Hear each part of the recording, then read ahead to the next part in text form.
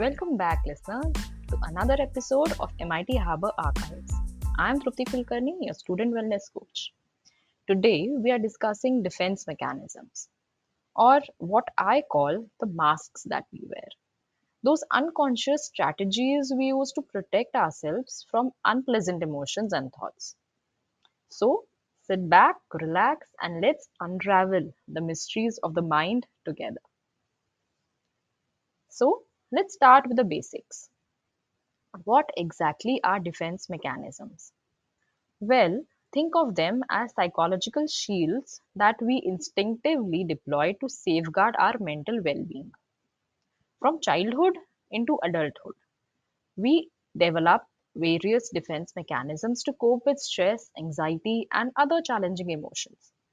But here's the kicker: these defenses often operate beneath the surface, influencing our thoughts, feelings, and behaviors without us even realizing it.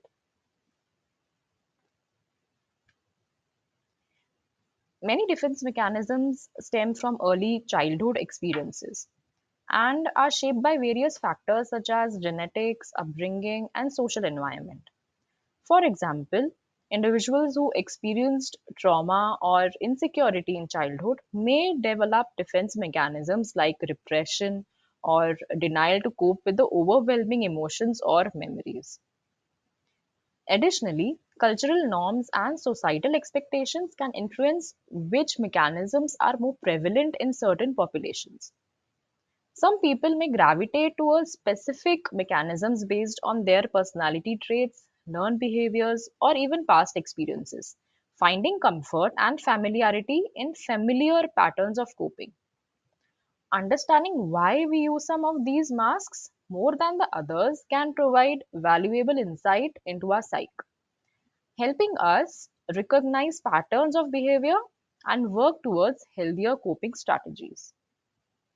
Now, let's explore some common defense mechanisms that you may encounter in your everyday life.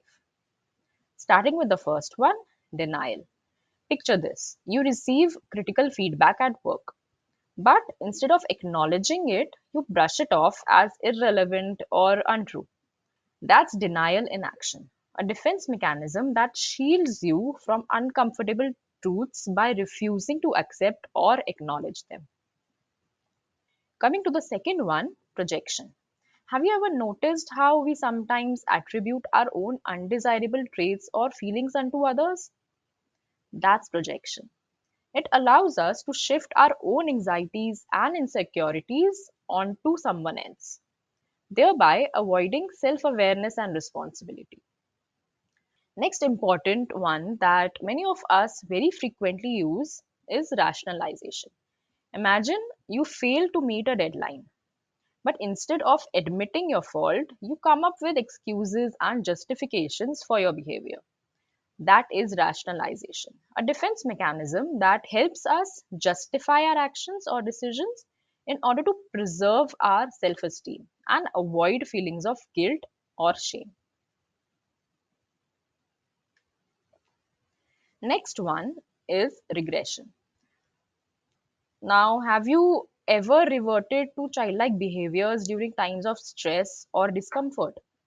That's regression, a defense mechanism that involves retreating into an earlier stage of psychological development where we feel safer and more secure. The last one, that is the important one for you to know, is sublimation. Now, this is a more adaptive defense mechanism. Sublimation involves channeling our negative emotions or impulses into socially acceptable outlets, such as creative pursuits or physical activities. For example, someone who feels angry may channel that energy into painting or running or into a sport. So, let me tell you why it is important to identify our defense mechanism patterns. We all know that awareness is the first step towards change.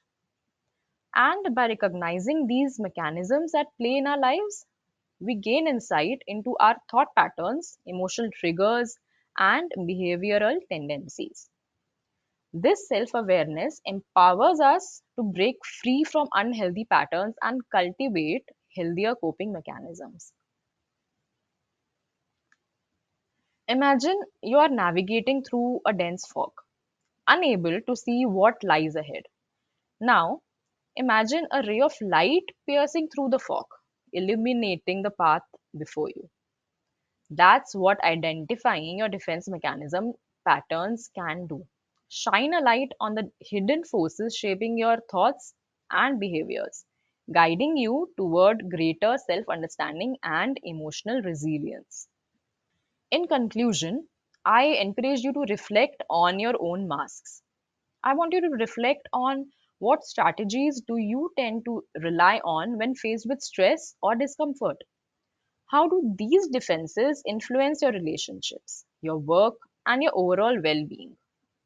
Understanding these defenses is the first step towards mastering them and reclaiming your control over your mind and your life. That's all for today. Thank you for joining me today on this journey of psychological exploration. Thanks for listening to this episode of MIT Harbour Archives. Keep finding happiness in little things.